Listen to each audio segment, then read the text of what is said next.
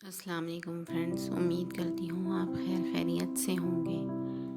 قانون کشش کی اور بہت سی مثالیں ہیں جن کا آپ روزمرہ زندگی میں مشاہدہ کرتے ہیں۔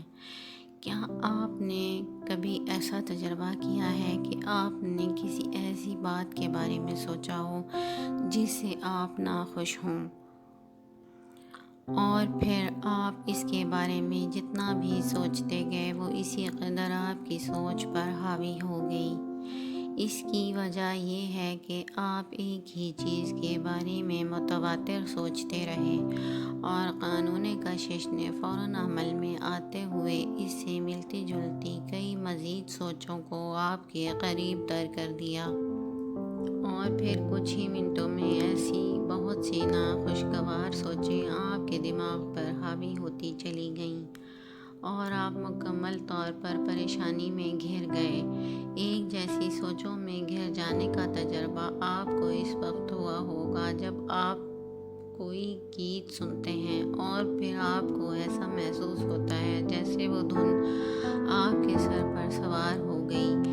وہ گیت بار بار آپ کے دماغ میں بجتا رہتا ہے۔ جس وقت آپ وہ گیت سن رہے تھے تو آپ کو اندازہ بھی نہیں تھا، لیکن آپ نے اپنی تمام تر توجہ اس گیت پر مرکوز کر دی۔ جیسے ہی آپ نے ایسا کیا تو آپ نے نہایت ہی جاندار انداز میں اس گانے کے حوالے سے مزید سوچوں کو اپنی طرف متوجہ کر لیا، اور اس طرح قانون کشش حرکت میں آ گیا اور بار بار اس قسم کی مزید سوچوں کو آپ کے دماغ میں منتقل کرنے لگا۔ بطور انسان ہمیں چاہیے کہ ہم اپنی توجہ کا مرکز صرف ان چیزوں تک محدود رکھیں جنہیں ہم حاصل کرنا چاہتے ہیں، اور اپنے دماغ میں یہ واضح کر لیں کہ در حقیقت ہم کیا چاہتے ہیں، اور اس طرح ہم اس کائنات کے عظیم ترین قانون کو حرکت میں لے آتے ہیں جس کا نام ہے قانون کشش۔ آپ وہی کچھ بنتے ہیں جو آپ سب سے زیادہ سوچتے ہیں، اور آپ انہی چیزوں کو اپنی طرف مائل کرتے ہیں جن کے بارے میں آپ سب سے زیادہ سوچتے ہیں۔ آپ کی موجودہ زندگی آپ کی گزشتہ خیالات کی عکاسی کرتی ہے۔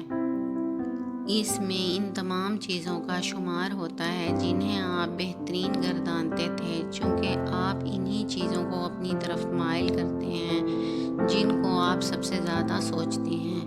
لہٰذا زندگی کے ہر پہلو پر غالب خیالات کا اندازہ لگانا نہایت ہی آسان ہے، کیونکہ آپ کا تجربہ ہے۔ اب تک آپ اس راز کے بارے میں سیکھ رہے ہیں، اور اس علم کو بروئے کار لاتے ہوئے آپ سب کچھ بدل سکتے ہیں۔